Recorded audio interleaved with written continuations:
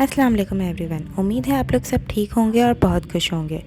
आजकल की busy routine में अपने लिए वक्त निकालना बहुत मुश्किल हो जाता है और एक इंडिपेंडेंट वुमेन बनना तो उससे भी ज़्यादा मुश्किल हो जाता है, क्योंकि हाउसवाइफ़ के साथ इंडिपेंडेंसी बहुत ज़्यादा मुश्किल हो जाती है।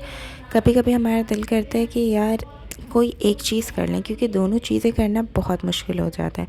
पर आज के ज़माने में दोनों चीज़ें एक ही साथ इतनी ज़रूरी हो गई हैं कि किसी एक को लेके चला जा ही नहीं सकता। उसके साथ साथ अपने इबादत को भी टाइम देना ज़रूरी है। तो आज मैं आप लोगों के साथ एक ऐसी रूटीन शेयर करूंगी जिससे आप लोग ये तीनों चीज़ें बैलेंसली ले सकते हैं अपनी लाइफ में।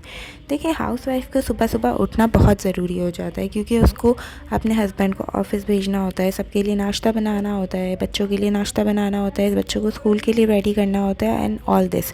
ये सब करने में उसको 2 घंटे लग जाते हैं, क्योंकि नाश्ता बनाना, स्कूल भेजना, ऑफ़िस भेजना, ये सब कुछ चलता रहता है।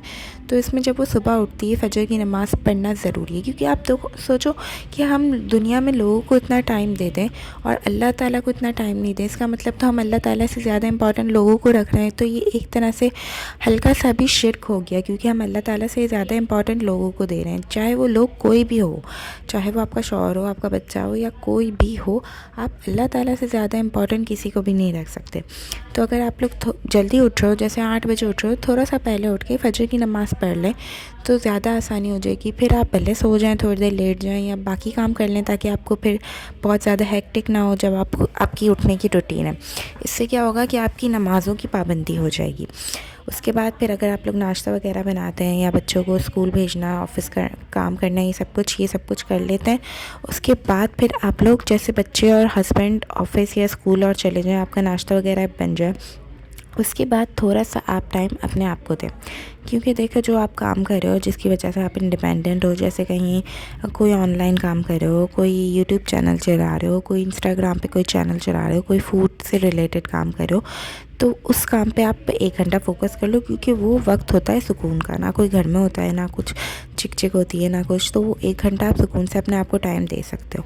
उसके बाद आप घर के काम कर लो नॉर्मल, जो आपको डस्टिंग वगैरह करनी है। फिर अब मेड वगैरह भी आ जाती है, फिर तो इंसान बिज़ी हो जाता है। फिर कुकिंग करनी होती है, दोपहर का खाना बनाना होता है, डिनर बनाना होता है। उसके साथ साथ आप लोग को अपनी नमाज़ की पाबंदी रखनी है, क्योंकि नमाज़ बहुत ज़्यादा इंपॉर्टेंट है। अगर आप अल्लाह ताला को भूल गए तो फिर तो आपकी ज़िंदगी का कोई मकसद ही नहीं है। नमाज़ में कितनी देर लगती है? 5 मिनट भी आप लोग अपने अल्लाह ताला के लिए नहीं निकाल सकते। चलो, कुरान पढ़ने में चलो इंसान समझता है कि ज़्यादा देर लगती है, क्योंकि वो एक जगह बैठ के प्रॉपर्ली टाइम देने वाली चीज़ है ना। पर मैं यही कहूँगी कि आदत बनानी चाहिए कुरान पाक पढ़ने की भी, डेली।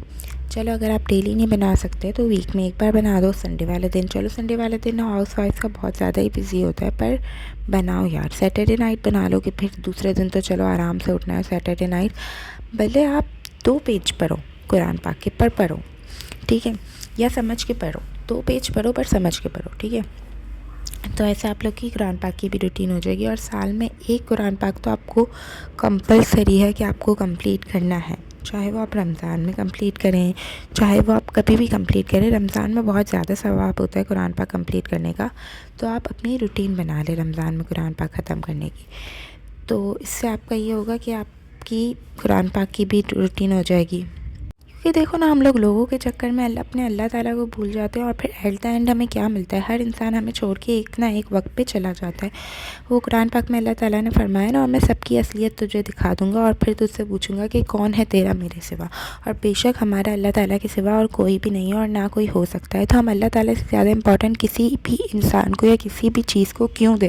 क्योंकि एट द एंड तो वो हमारा है ही नहीं ना। मतलब कोई भी यार इंसान, कोई भी चीज़, कोई कुछ भी जो आपके दिल के अज़ीज़ है, कुछ भी आपके साथ एट द एंड नहीं रहेगा।